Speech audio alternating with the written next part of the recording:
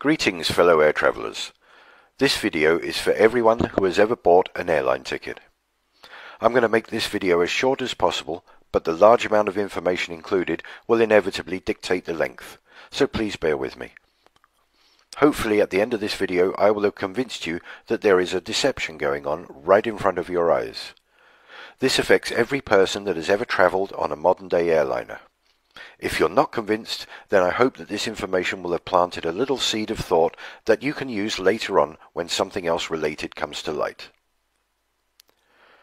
We have been told that the fuel for a flight consists of about 50% of the ticket price. We have accepted this information for many, many years. What if that information was wrong? What if the manufacturers knew this and chose to keep it quiet? We've all experienced walking up the airplane steps, stopping in the queue and looking around. We look at the wings, we look at the engines, and marvel at the size of these amazingly powerful pieces of modern technology. Sometimes we also see the fuel being pumped into the wings. We think nothing of it. But what happens if we put our common sense hat on and take another look? The Airbus A380 is a truly amazing feat of engineering. In a purely bums-on-seats configuration, this aircraft can take almost 900 passengers. A typical coach takes about 50 passengers, so the A380 can take approximately 18 coachloads of people. That's a lot of people. According to their own specifications, the A380 can take 323,525 litres of jet fuel in the wing tanks. That works out at roughly 260 metric tons, or 130 tons of fuel in each wing. I'll let that sink in for a minute because that is very, very heavy. That is the same as 16 red London double-decker buses on each wing. Or to put it another way, a herd of 22 fully grown elephants on each wing. How does that sound to you? Pretty incredible, right? But you can look this information up in the specifications and check it for yourself. Most of us have seen a plane refueling. They connect one or two hoses underneath the wing, connect that to a pump on board a refueling truck, which then pumps the fuel from underground tanks. This takes about 45 minutes for a full load. We never see the amount being pumped because the tanks are not visible. Let's make them visible and see how that looks. It would take 16 of these 20,000 litre trucks to fill the A380. Where does all this fuel go? In the wings, you say?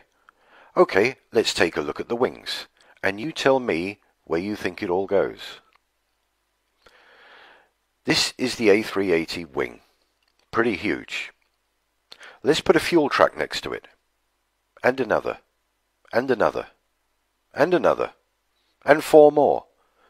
Just for this wing. Another 8 go into the other wing. Can you see what I'm saying? Now let's take a look at the wings on these aircraft. This is the new Dreamliner taking off in a spectacular fashion. Observe the thickness of the wings. How many fuel trucks would fit in those wings? Okay, let's take a look at the fill rate. To fully fill the A380 takes approximately 45 minutes. To fill an Olympic-sized swimming pool takes about 4 days. I think people are going to be really excited. That is 2.5 million litres of water.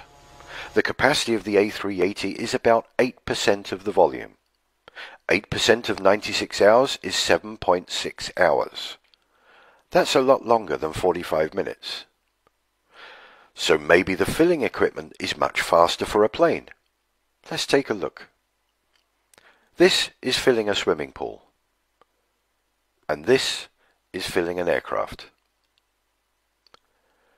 To fill the tanks of an A380 in 45 minutes, you would have to have a pump and a hose that could pump 7,189 litres of fuel per minute. Let's look at something. that pumps at about half that speed. Now the plane, now the fire hose. Don't you think that filling that wing with that sort of pressure would just rip a hole right through the top? It's only made of aluminium. So far, we have no room for all of that fuel, an incredible weight of fuel, and a filling procedure that makes no sense whatsoever. Time to take a look at moving around with large bodies of liquid. The size of a large car's petrol tank is about 70 litres. Don't you sometimes wish that your petrol tank was bigger so you wouldn't have to fill up so often? There are reasons why this is so. Number one, the weight would drastically reduce the performance of the car. And number two, the amount of fuel sloshing about in the tank would seriously interfere with the road holding whilst going around corners. This doesn't seem to be the case with aircraft using vast quantities of fuel. Let's take a look at what large bodies of liquid does to road holding. Not a pretty sight. Now let's look at a couple of landings of aircraft and try to imagine hundreds of tons of fuel sloshing about in the wings. I think you might be getting the gist of what I'm trying to say. It is ridiculous to think that these aircraft take off, fly, bank, maneuver and land with large amounts of liquid moving in all directions. The next video clip is from the US Air Force, showing the filling and strapping down of the large bladder tanks used for in-flight refueling of their aircraft. Bear in mind that these 3 tanks are only 9,000 US gallons. This is just under 10% of the fuel needed to fill the A380. Look at the lengths these guys go to and the amount of straps needed to stop this lot sloshing around. Also, this 9,000 gallons takes up a good portion of the aircraft's cargo bay. Where on earth would you fit 10 times this amount on an A380? Is it making sense to you yet? Let's move on to the workings of a modern fan turbine jet engine. Rather than explaining this myself, I will let this short video do the work for me. Observe that at the end they actually say that the secondary flow, which is only compressed air, is the major contributor to the engine's thrust. Hear that, boys? What is it? Just another narrow-body aircraft. Hey, my atoms are shaking. Strange. It sounds far, but I bet my last proton that beast is much closer than you think. Hold on, people. It's a LEAP-powered aircraft. A leap into the unknown. What on earth is a leap? Something you sure haven't seen before. Everybody get ready. We're going in. Can someone please tell me what just happened? Sure. The engine makes a plane move forward. Thrust is produced by air being pulled in by the fan blades. Then this air is ejected at greater speed through the exhaust, creating the required pushing force. This is a principle of Newton's law. For every action, there is an equal and opposite reaction. So how is this possible? General Souls, come with me to the bypass. Extreme sport freaks, with me, we'll hit the compressors, combustor, and turbines. The LEAP is a high bypass ratio engine, which means that a large amount of air bypasses the core of the engine to be ejected directly into the exhaust stream. The fan acts like a propeller. Its curved rotating blades accelerate the airflow into the engine. Lighter composite materials provide better efficiency and resistance. Here come the compressors. Get ready. Things are gonna heat up. Feel that? It's the low-pressure compressor squeezing us. Now, the high-pressure compressors. You're gonna feel the difference. Ultra-efficient compressors deliver optimum air pressure and temperature conditions for combustion. It's rising up now. Let's get toasted! Gentlemen, meet your kerosene counterparts. These guys are gonna light up your day. Already? We usually mingle inside. Not anymore. I thought there'd be more of you. Normally, yes, but in this engine, fewer of us are needed. This little kerosene particle is right. The LEAP engine burns less fuel than former engines. In addition, the fuel nozzles mix fuel and air before they enter the combustor, creating a homogeneous mixture that minimizes the peak temperature during combustion. This technology significantly reduces emissions. Okay, let's go. The combustion chamber. This is the heart of the engine, where energy is created through combustion of fuel and compressed air. Are you ready? Here comes the final blast. What a boost! Where are we now? Turbines, let's transfer our energy to them. This is the last extreme stage before we join the soft team. Enjoy. Advanced material and aerodynamics make the turbines much more efficient and durable. The pressure and speed of the hot gases provide the force needed to turn the turbines and its shaft, which in turn drives the compressor and fan.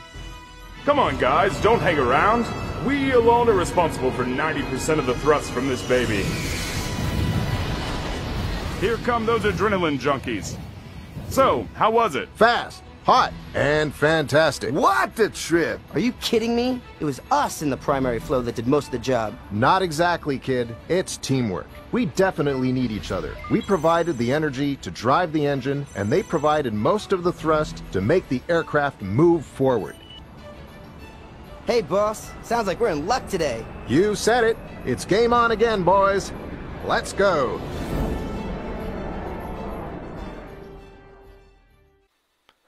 Now let's watch how compressed air, ejected at force into ordinary air, reacts.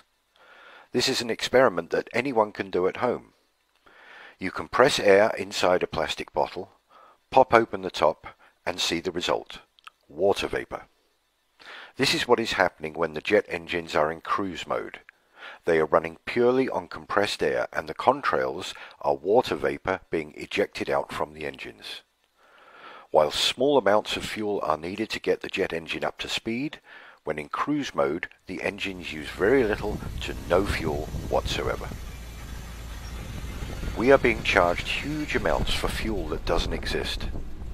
It's not needed to fly these amazing machines. All that's needed is the most abundant thing that we've been given: air. I will end this video here with a clip of the A380 at an airshow doing a slow pass. It looks as though it is levitating at one point, but that is the subject of the next video, which involves our little friends, the bumblebees. Very, very slow speed. It's an awesome sight. And I don't know the word awesome, but it's true in this case. Look at that. It is almost unbelievable. This, of course, is using the flight safety fly-by-wire programs Airbus things have installed. Overall length 73 meters. Wingspan is a max width for sure. Please feel free to pass this video along to whoever you might think would be interested. I'm sure that ordinary airline fare payers will have something to say about the cost of the fuel being the majority of the ticket price. Time to start asking some pertinent questions to people high up in the airline industry. Thank you.